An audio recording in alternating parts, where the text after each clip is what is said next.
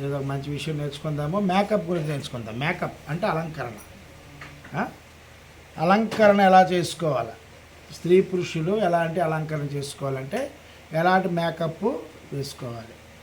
దయతో నా ప్రసంగాలు ఎవరు కూడా బైబిల్ చూడకుండా ప్రసంగాలు వినొద్దు అని నా ప్రభువైన యేసుక్రీస్తు పేరు మనవి. అలంకరణ అంటే ఇష్టపడిన వారు ఎవరంటూ భూమి మీద ఉండరు. అలంకరణ అంటే మనుషులకి చాలా సరదా కదమ్మా. పెళ్ళికి వెళ్ళాలంటే ఇప్పుడు పెళ్ళిళ్ళ సీజన్ కదా, ఈ ఫిబ్రవరి నుండి ఏప్రిల్ వరకు విపరీతమైన పెళ్ళిళ్ళ సీజన్లు ఉన్నాయి. పెళ్ళికి భోజనకి వెళ్ళాలంటే ఏం చేయాలా, అలంకరించుకోవాలా. అంటే ఏం చేయాలా, బీరువా నుండి మంచి పట్టు చీర ఒకటి తీయాలా, కాస్ట్లీ తీసి చక్కగా దాన్ని ఐరన్ చేసేసి చక్కగా నిండుగా కట్టేసుకొని ముఖానికి 1 కేజీ పౌడర్ కొట్టి ఎక్కడెక్కడ క్రీములన్నీ కూడా ముఖానికి రాసి నెత్తికి కాస్త నూనె పట్టిస్తే మళ్ళీ జిడ్డు ముఖం వస్తుందని చక్కగా కడుక్కొని అదేది ఇలా ఉంటుంది, ఎగురుతుంటాయి. ఆ ఎగురుతున్న వెంటనే బాగా ఇచ్చేసుకొని మూతికి కాస్తంట ఎర్ర రంగు పూసుకొని ఏమండి ఆ ఏలబడిల తోళ్ళన్నీ ఇలాగా ఏలబడుకొని హై హీల్స్ వేసుకొని ఆ టక్కు నడుస్తుంటే ఇంట్లో భర్త కంటే ఊర్లో ఉన్న పురుషులు ఎక్కువగా చూడాలి. అది అలంకరణ. నేడు స్త్రీ సమాజం చేస్తాడు అలంకరణ. అక్కడ పెళ్ళిలోకి వెళ్ళిన తర్వాత అందరూ మనం చూస్తారు లేదని చెప్పి సైడ్ చూపులు కూడా ఇలాగా చూస్తుంటాం. ఎవరు చూస్తున్నారా నిజంగా లేదా అని, నన్ను చూస్తున్నారా లేదా అని.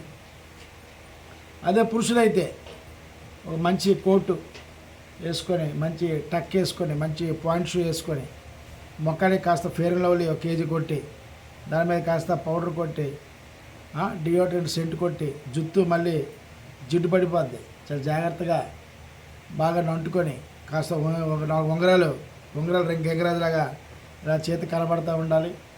వేసుకుని అలా వెళ్ళినప్పుడు ఆ పిల్లిలో రెట్ కనబడి ఇదే చేస్తారు కదా.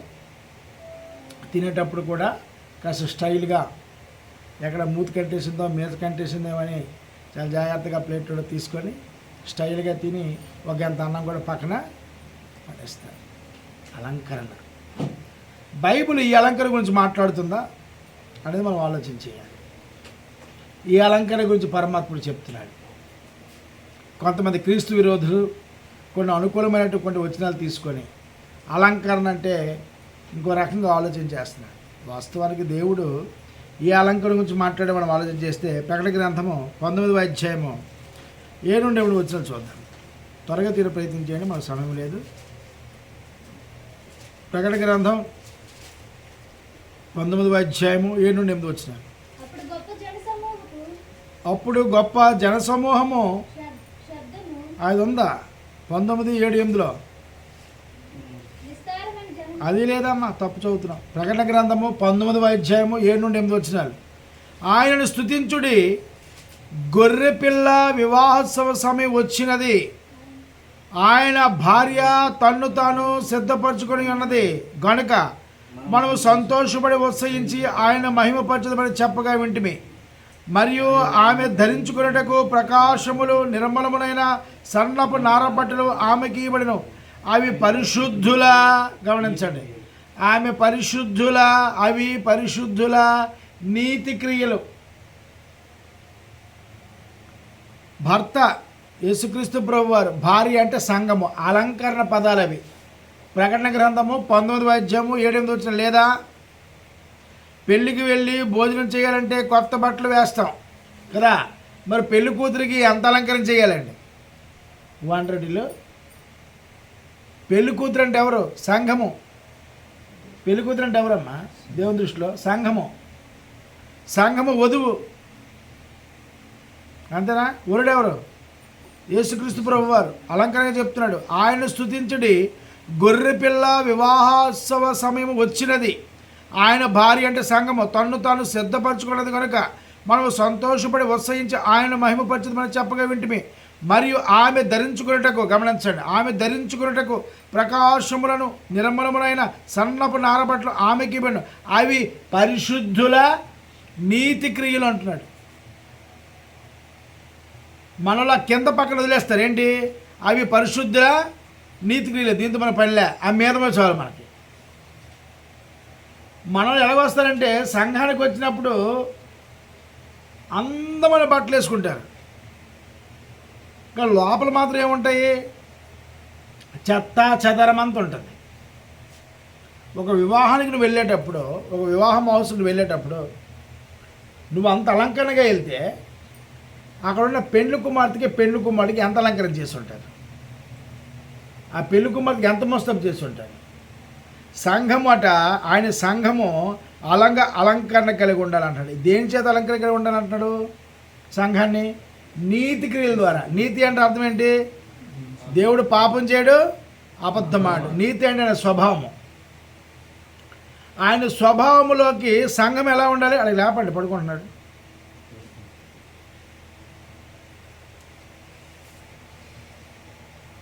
మీకు అర్థమైందా? దేవుడి నీతి ఏంటి? అబద్ధమాడు, పాపం చేయడు. సంఘం ఎలా ఉండాలట? అబద్ధం ఆడకుండా ఉండాలి, పాపం చేయకుండా ఉండాలి, నీతికి రెండు సత్క్రియలు చేయాలి. అలా అలంకరించుకోమన్నాడు. ఇది అలంకరణగా చెప్పాడు. వచ్చిన తప్పు చదివా ఏమ్మా? యెషయా గ్రంథము 61:10 యెషయా గ్రంథము 61వ అధ్యాయము 10 చూస్తే 61:10 శృంగారమైన పాగా ధరించుకునిన పెండ్లి కుమారుని రీతిగాను, ఆభరణములతో అలంకరించుకున్న పెండ్లి కుమార్తె రీతిగాను ఆయన రక్షణ వస్త్రములను నాకు ధరింపజేసి ఉన్నాడు. నీతి అను పైబట్టను నాకు ధరింపజేసి ఉన్నాడు. కాగా యెహోవాను బట్టి మహాదానంతో నేను ఆనందించున్నాను, నా దేవుని బట్టి నా ఆత్మ వల్లసించున్నది. అలంకరణ అంటే ఏం చెప్పాడు? అక్కడ నీతి గురించి చెప్పాడు. చెప్పడా? ఆయన రక్షణ వస్త్రములను అన్నాడు. దేవుడు మనకు రక్షణ ఎందుకు ఇచ్చాడు?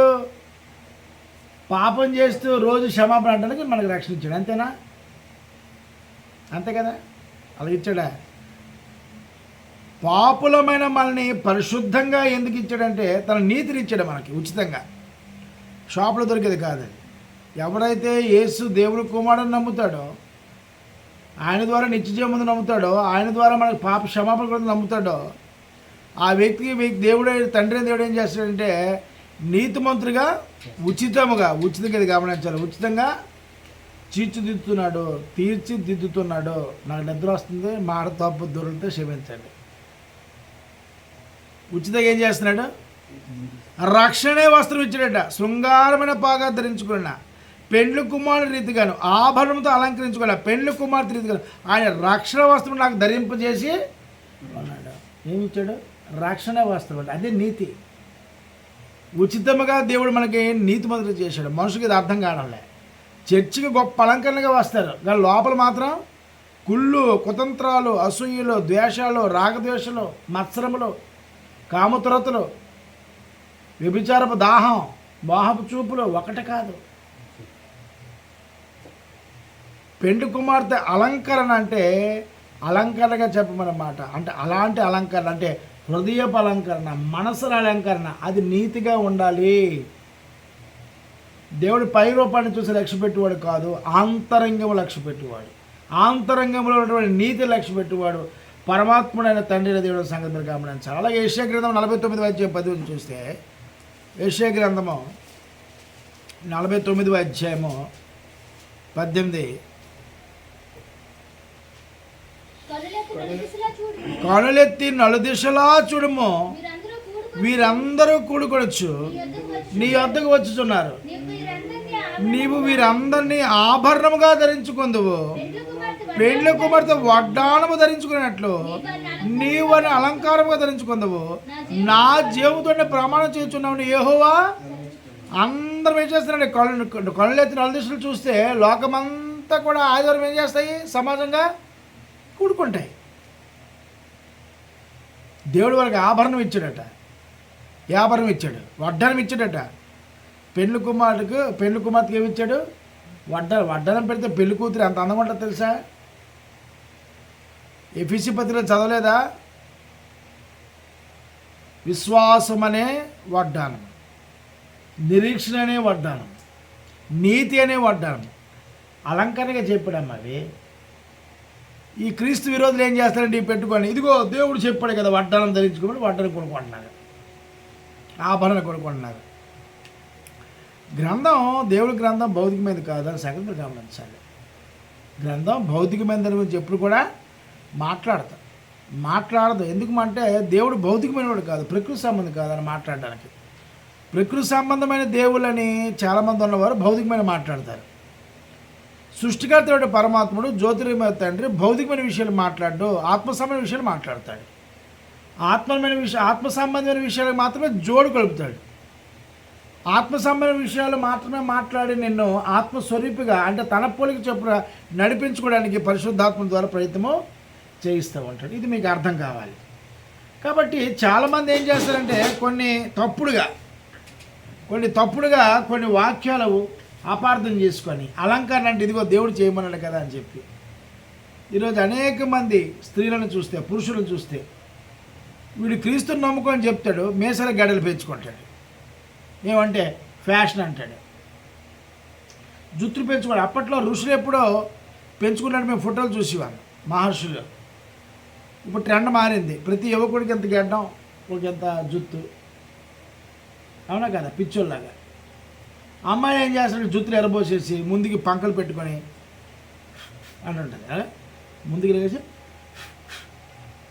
అంటుంటాడు పంకలు. ఇదే అలంకారం?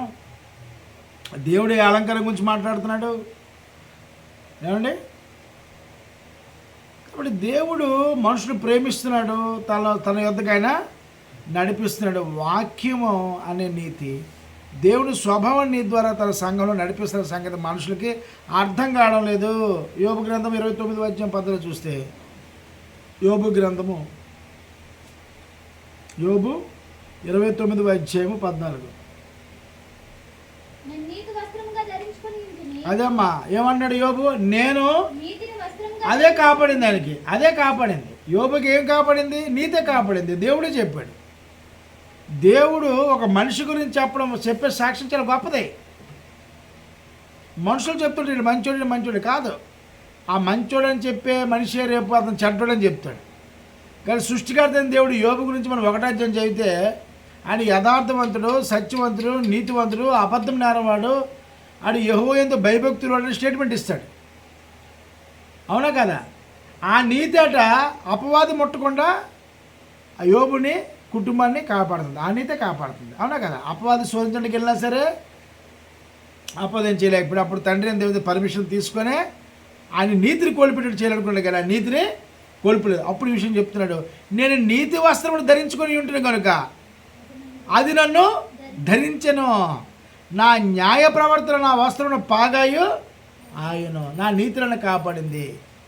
భార్య వచ్చి అంటుంది, వచ్చి భర్త నీవు యథార్థతను విడిచిపెట్టవా, సృష్టికర్తని దేవుని దూషించి చనిపోంది. అప్పుడు ఆయన ఏమన్నాడు? మూర్ఖురాలు మాట్లాడినట్టు మాట్లాడద్దు. అక్కడ అలాగన్నట్టు యోబు గారి భార్య అవిశ్వాసరాలు కాదు, మూర్ఖురాలు కాదు, మూర్ఖురాలు మాట్లాడినట్టు నువ్వు మాట్లాడొద్దు అన్నాడు.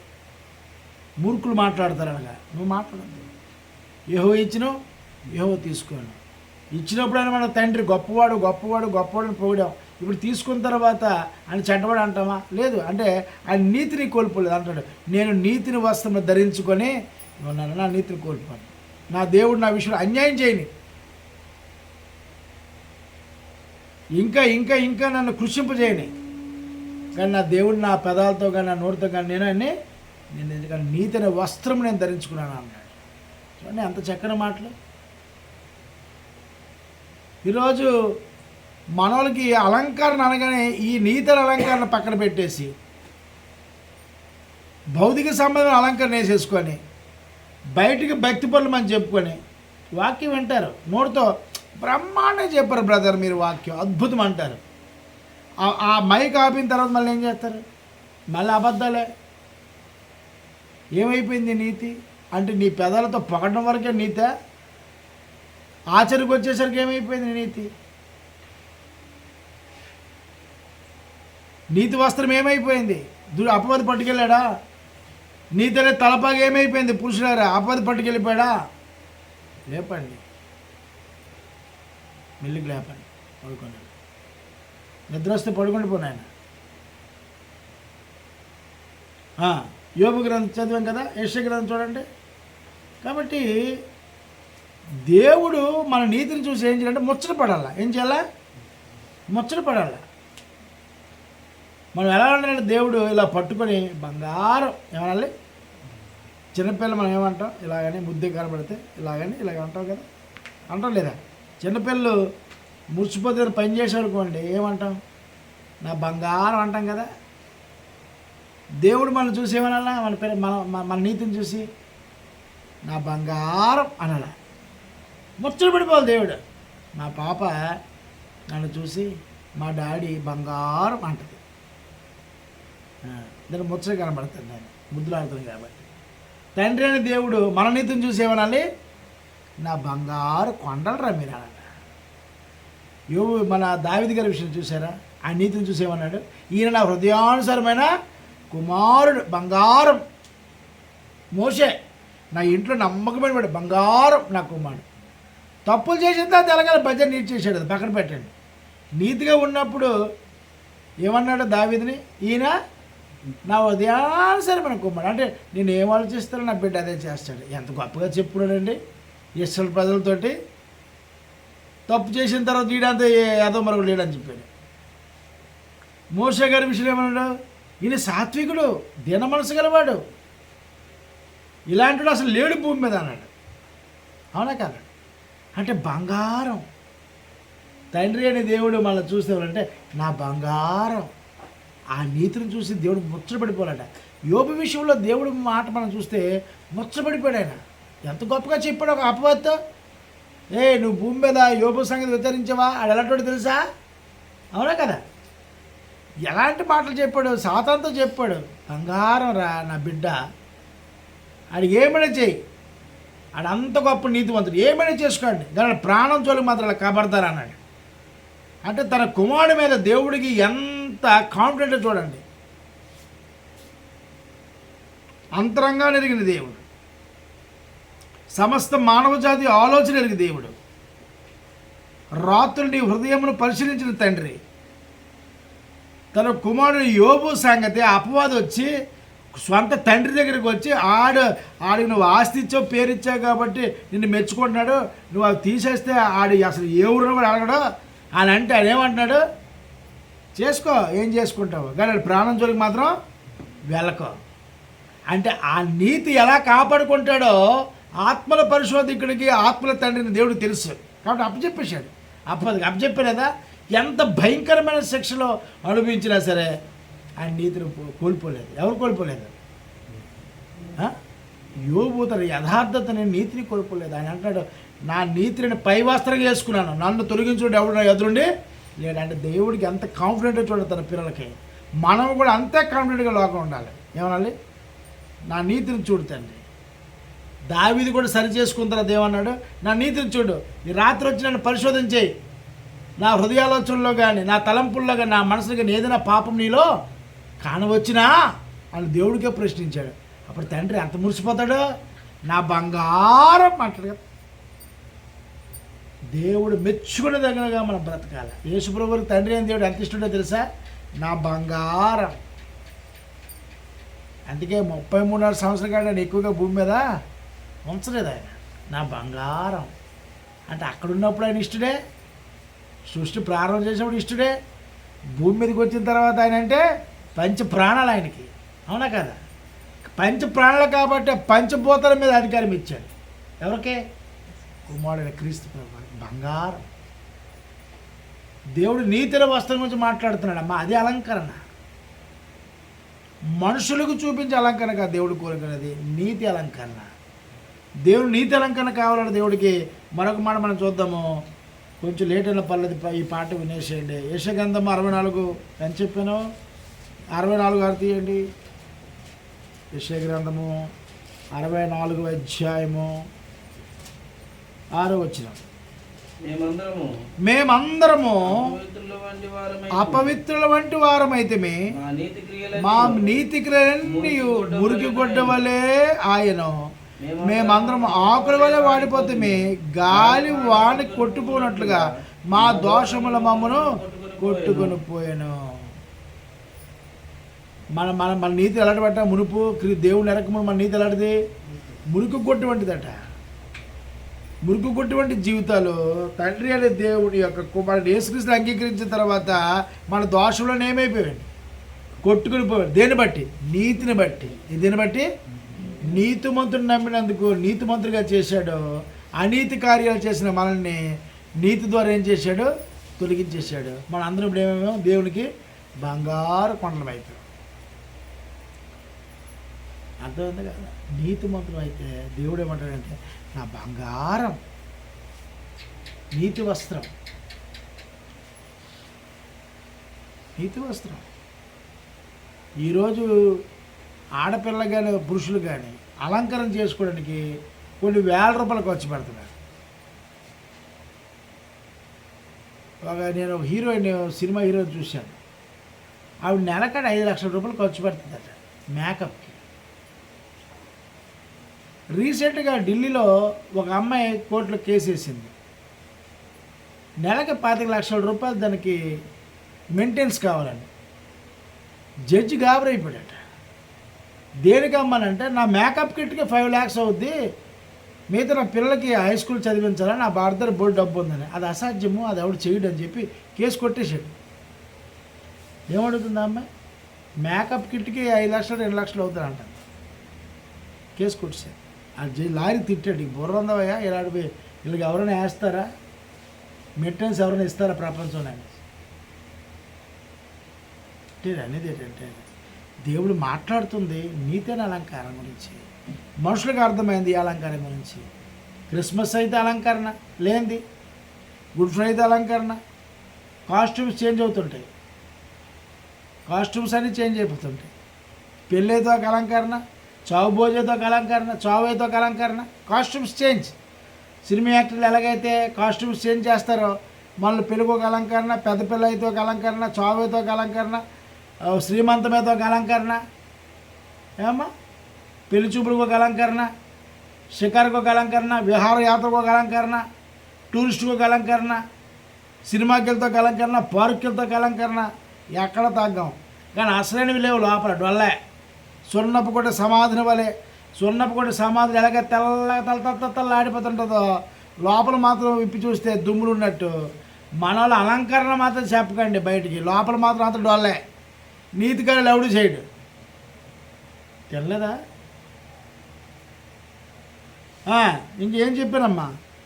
64:6 ప్రకటన గ్రంథము 3 తీయండి ఒకసారి. ప్రకటన గ్రంథం 3 17-18 చూస్తే, ప్రకటన గ్రంథం 3 17-18 చూస్తే, నీవు దౌర్భాగ్యుడువును, దిక్కుమాలిన వాడవును, దరిద్రుడువును, గ్రుడ్డివాడును, దిగంబరునై ఉన్నావని ఎరుగక నేను ధనవంతుడను, ధనవృద్ధి చేసి ఉన్నాను, నాకేమీ కొదవలేదని చెప్పుకొనుచున్నావు.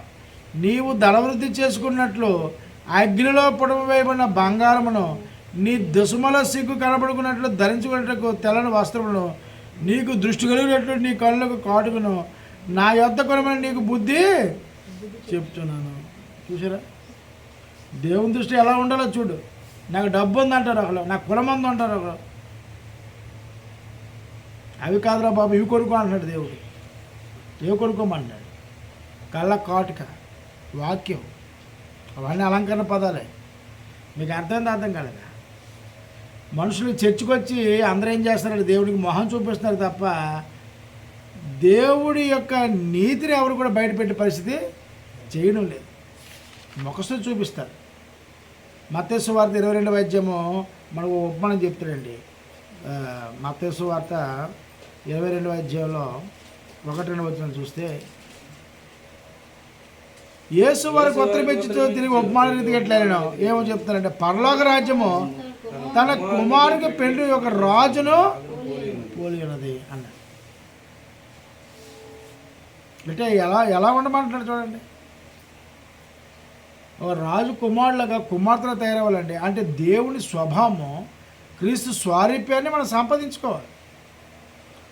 భౌతికమైనది కాదు, దేవుడికి ఇచ్చే జీవితంలో ఎన్ని ఇబ్బందులు వచ్చినా సరే, ఎన్ని కష్టాలు వచ్చినా సరే, ఆ నీతి అనేది మనం కోల్పోకూడదు. ఆ నీతి అనే వస్త్రాన్ని, ఆ నీతి అనే తలపాగాన్ని మనం కాపాడుకోవాలి. అది దేవుని దృష్టికి నీతి. కాబట్టి దేవుడు లోపల ఉన్న అలంకారం గురించి మాట్లాడుతున్నాడు తప్ప బాహ్య అలంకారం గురించి దేవుడు మాట్లాడిన సంగతి మీరు గమనించాలి. సామెత గ్రంథము 3వ అధ్యాయము 21-22 వచనాలు చూస్తే ఇది మీకు తెలిసిన మాటే. సామెత గ్రంథము 3వ అధ్యాయము 21-22 వచనాలు. నా కుమారుడ, లెస్సైన జ్ఞానమును వివేచనను భద్రం చేసుకున్నాము, వాటిని నీ కళ్ళు ఎదురు తొలగిపోనీయకము, అవి నీకు జీవముగాను నీ మెడకు అలంకారముగాను ఉండును. అదండి ఏంటది? జ్ఞానం అనే నీతి. జ్ఞానం సంపాదించుకో. రా, ఎక్కడ ఏ మీటింగ్లు చేద్దురా, ఏ క్లాసులు పెడతారా, ఏ హోల్డ్ ప్లేస్ చేద్దురా, దేవుడు ఏ జ్ఞానం మాట్లాడతాడో, ఏ జ్ఞానం ఇస్తాడో దైవజనుడి ద్వారా నేర్చుకో. చక్కగా గ్రంథంలో మాట్లాడడం లేదో పరిశీలించేయి, చక్కగా రాసుకో, దాని ప్రకారం జీవించు, బ్రతుకు. నీతి స్వరూపులో మారు, అలంకారంగా దేవుడికి అలంకారం తయారవు. బంగారు కొండని దేవుడు ఇలా బొగ్గుపట్టి గిల్లి, ఎలా బొగ్గుపట్టి గిల్లి నా బుజ్జి తండ్రి, నా బుజ్జి తల్లి అనాలా. ఇలా ఇలా ఇలా పట్టుకొని నా కన్నా, నా బుజ్జోడ, నా బుజ్జి తల్లి అనాలా. అలా అలంకారం పెంచుకోవాలి. ఆంతరంగా అలంకారం దేవుడు కోరుకుంటున్నాడు, బాహ్యమైన అలంకారం కాదు. సాయంత్రం గమనించాలి. అందులో చూడండి 3:3లో, సామెత 3:3లో మరో మాట, దయను అలాగే చదివేస్తారా? దయను సత్యమును ఎన్నడూ నిన్ను వాటిని కంఠభూషణంగా ధరించుకున్నాము. నీ హృదయం అనే పలక మీద వాటిని కంఠభూషణంగా ఏం ధరించుకోమన్నాడు? 5 తులాల బంగారం వేసుకోమన్నాడు. ఏమండి, అదేనా ఉందా? ఏం వేసుకో? దయ, సత్యము, దాన్ని నువ్వు కంఠభూషణంగా ధరించుకో అన్నాడు. అలంకరణగా చెప్తున్నాడండి. అవి ఈరోజు మనుషుల మీద ఎవరు దయ చూపించరు, సత్యము మాట్లాడరు, నిజము చెప్పరు. దయ కూడా మనుషులు చూపించరు, అది ఉచితమే. ఆకలి కొన్నోడికి అన్నం పెట్టరు, వస్త్రహీనుడికి వస్త్రం ఇవ్వరు, బాధలో ఉన్నోడు ఇబ్బందులను పరామర్శించరు.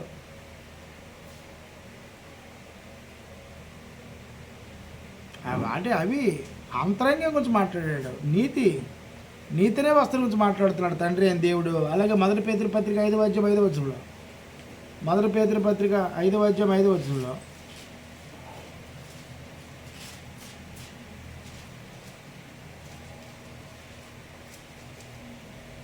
చిన్నలారా మీరు పెద్దలకు లోబడి మీరు అందరూ ఎదురుగానే దీన మనస్సు వస్త్రమును ధరించుకొని మిమ్మల్ని అలంకరించుకోండి. దేవుడు అహంకారాలను ఎదిరించి దీని కృప ఏం చెప్తున్నాడు అక్కడ?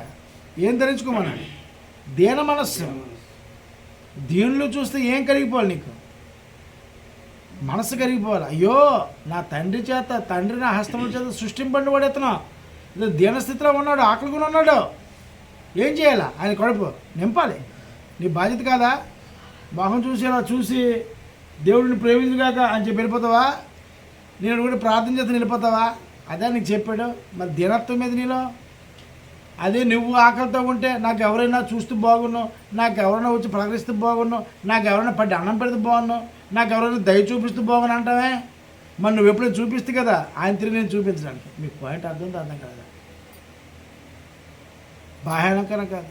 ఇప్పుడు దమాయించి పౌడర్ లేకపోయినా ఒప్పుకోరు. ఇప్పుడు అలంకరణ పెళ్లి టైం అయిపోతుంది, క్రీమ్ లేకపోతే ఒప్పుకోరు, సెంట్ లేకపోతే ఒప్పుకోరు, మంచి జోలు లేకపోతే ఒప్పుకోరు, లిప్స్టిక్ లేకపోతే ఒప్పుకోరు, మంచి హ్యాండ్ బ్యాగ్ లేకపోతే ఒప్పుకోరు. పరువు పోతుంది. మెడలో బంగారం లేదు, పక్కన దగ్గర అడిగేలా, పెళ్ళికి వెళ్తాను కొంచెం ఇవ్వండి అరువు అనగా, ఒకళ్ళు ఆమె ఇవ్వలేదు, రోడ్డుకి వెళ్ళని కొనియాలా, ఫ్లిప్కార్ట్లో ఆర్డర్ పెట్టియాలా, సెట్ కొనియాలా, 1000 రూపాయలు 500 300 రూపాయలు సాకు వచ్చేద్ది. అది బిరువులు తోచడమే.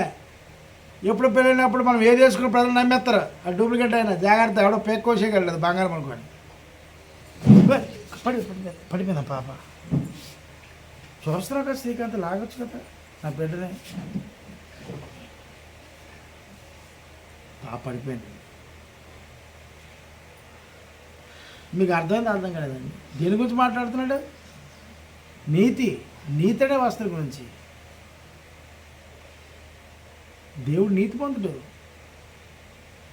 ఆంతర్యాన్ని పరిశోధించి దేవుడు నీతిని కోరుకుంటున్నాడు. అలా నీతిగా ఉంటే నేను బొగ్గపట్టుకెళ్ళి నా బంగారు కొండ, నా బంగారు తల్లి, ఎంత బుద్ధి వస్తున్నావు అమ్మా, మురిసిపోతాడు ఆయన, మురిసిపోతాడు నేను చూసి. అక్కడ ఇంకా చూడండి, అక్కడ మొదటి పేదరు 3:4, మొదటి పేదరు 3:4, 3:4 సాధువైనట్టు మృదువైనట్టునైనా గుణం అండి.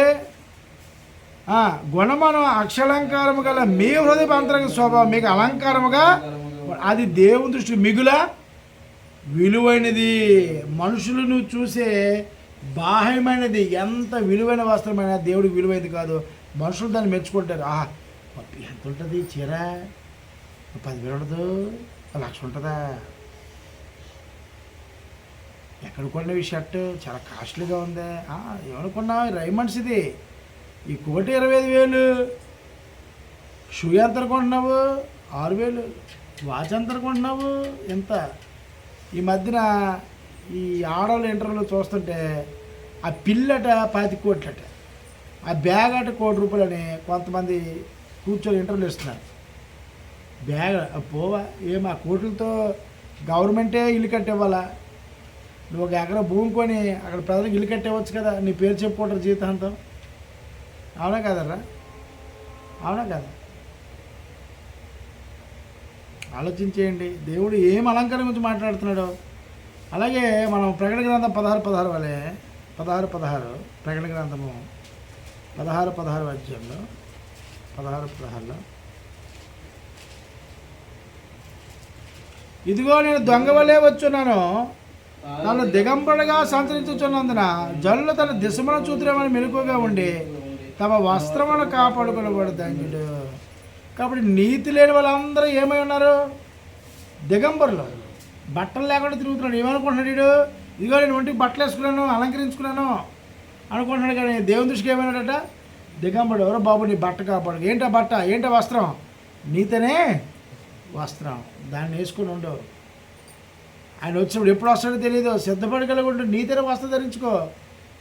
అది నీతిలో అందరూ దేవుని దృష్టికి ఎలా కనబడుతున్నారు, దిగంబరులుగా కనబడుతున్నారు, వస్త్రీలుగా కనబడుతున్నారు. ఇది మీరు గమనించాలి. అలాగే మనం ఆ ప్రకటన గ్రంథం 3:4 చూస్తే, ప్రకటన గ్రంథము 3:4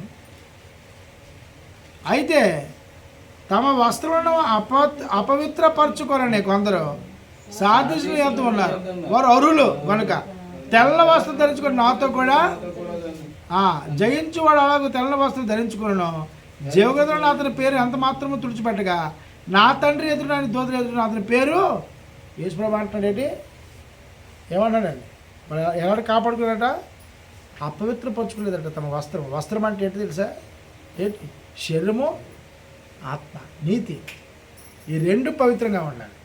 ఆత్మ పవిత్రంగా ఉండాలి, నీతిగా ఉండాలి, శరీరము నీతిగా ఉండాలి. అలాంటి వాడిని ఒప్పుకుంటాను, నా తండ్రి దగ్గర దూతలు ఎదురు ఒప్పుకుంటాను అంటున్నాడు ఆయన. అవునా, అతను మనవాడే, లోపల రమ్మా అంట.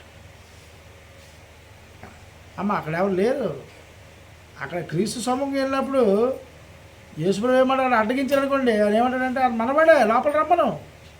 ఆయన ఎందుకు ఆపుతున్నారు, నవ్వుతారా, ఆవిడ నవ్వుతున్నా వెత్తమా. వెళ్ళినప్పుడు అక్కడ అడ్డగించారనుకోండి, ఏమంటాడు, లోపలికి మనవాడే, లోపల దూతలు ఆపినప్పుడు మనవాడే, లోపల రమ్మని అంటాడు. ఆయన వస్త్రము నీతి వస్త్రము, తలపాగా కట్టుకుని పెళ్లి కుమారుడు విందుకి సిద్ధపడగలిగి వచ్చాడు. ఆయన రమ్మని నాతో కలిసి భోజనం చేస్తాడు, బల మీద కూర్చొని భోజనం పెట్టండి అంటాడు. భోజనం పెట్టిన సింహాసనం వేసి దూతలు ఏ పాప చేశారు, దూతలకి తిరుపతి తెచ్చుమని చెప్తాడు. అలాంటి అవకాశం దేవుడు మనకి ఇస్తే ఇది మనం చేస్తున్న పని ఏంటి. అందుకని నేను అబ్రహాం, ఇస్సాకు, యాకోబు బదులు చెప్పుడుకు నాకు సిగ్గుపడినా అంటాడు. అవునా కదా, ఒక మనిషి కోసం ఆయన ప్రమాణం చేసుకున్నాడట. అవునా కదా. అలాగే మన జకరియా చూస్తే మురికి బట్టలతో వచ్చిన ఒక ఆవిడ అంటుంటే ఒక అతను ఒక ఇది ఆయన ప్రశస్త వస్త్రం తొడిగించాడట. జకర్యా గ్రంథం 3వ అధ్యాయము 3 చూస్తే యెహోవాది యెహోషువ మరణ వస్త్రము ధరించిన వాడే దూత సముఖంలో నిలబడి ఉండగా దూత దగ్గర నుంచి ఉన్న వాడిని పిలిచి ఇతను మైల బట్టలు తీసివేయడం ఆజ్ఞాపించి నేను నీ దోషమును పరిహరించి ప్రశస్తమైన వస్త్రంతో నేను అలంకరించున్నాను అని సెలవిచ్చాను. అతని తల మీద తెల్లని పాగా పెట్టించని నేను మనవి చేయగా వారు అతని తల మీద తెల్లని పాగా పెట్టి వస్త్రంతో అలంకరించి యెహోవా దగ్గర చూడండి. మనకు దేవుడు ఇలా చేయలేదమ్మా. మలినమైపోయిన దేహం, మళ్ళీపోయిన ఈ ఆత్మను పరిశుద్ధపరిచి ప్రశస్త వస్త్రం ఇచ్చాడు లేదా? క్రీస్తు రక్తంలో ప్రశస్తమైన వస్త్రం ఇచ్చాడు. పరిశుద్ధాత్మనికి మన దేవుడు దేవాలయంగా ఉంచాడు. మన దేవుడికి ఆలయమే ఉన్నాము. ఆయన సముఖంలో ఉన్నాం, మన సన్నిధిలో ఉన్న సంగతిని మర్చిపోతున్నారు. ఎంత భాగ్యం, ఎంత భాగ్యం ఇది! ఆయన సముఖంలో ఉండే భాగ్యం, ఆయన కుమారులుగా గుర్తింపు పొందే భాగ్యం, ఆయన కుమార్తెలుగా గుర్తింపే భాగ్యం. ఎంత భాగ్యం ఇచ్చాడు భూలోకంలో మనకి. లోకాసు వార్త 15:22 చూస్తే, లోకాసు వార్త 15:22లో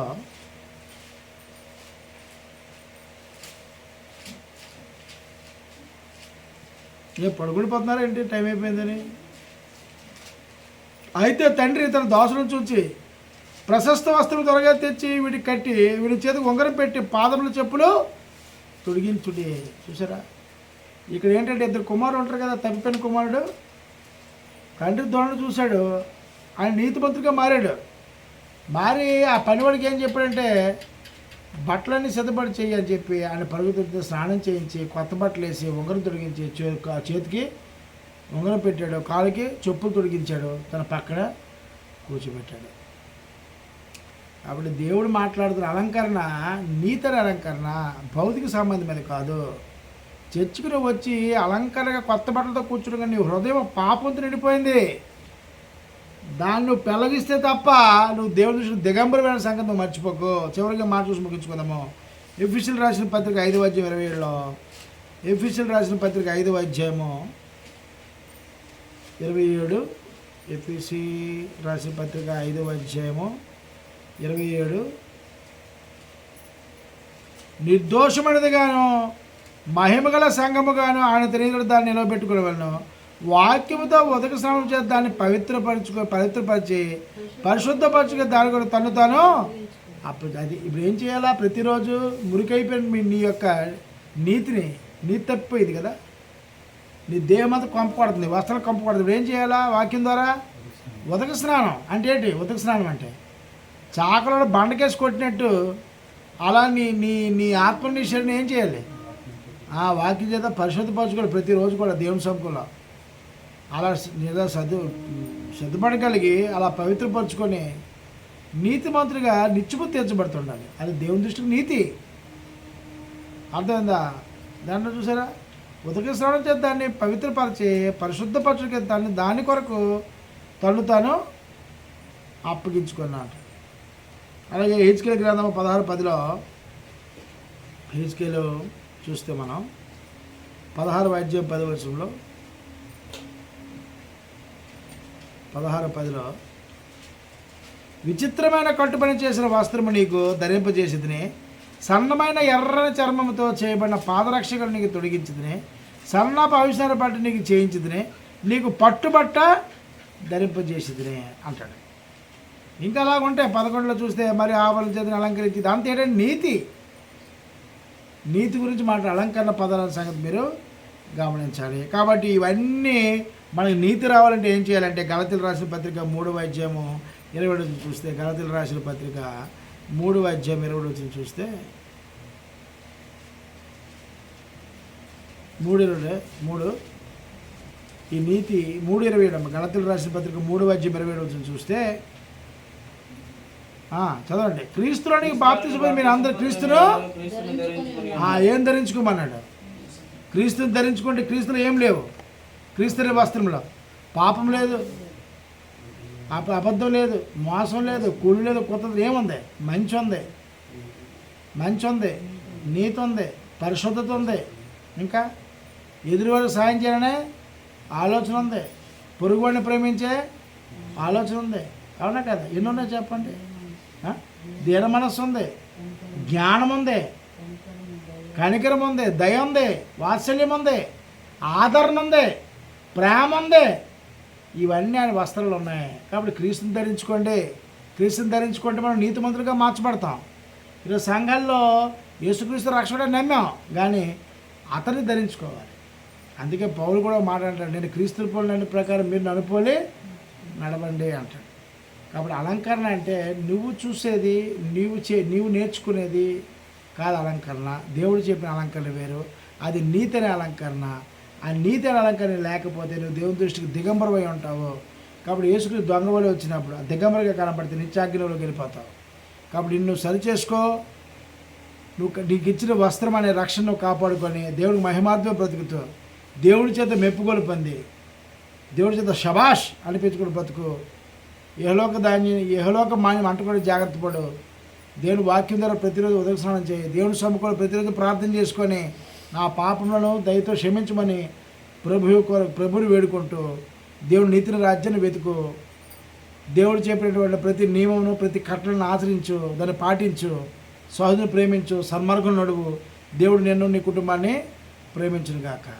ఈ వీడియో నచ్చితే లైక్ చేయండి, షేర్ చేయండి, కామెంట్ చేయండి. మీ అందరికీ నా హృదయపూర్వక వందనములు.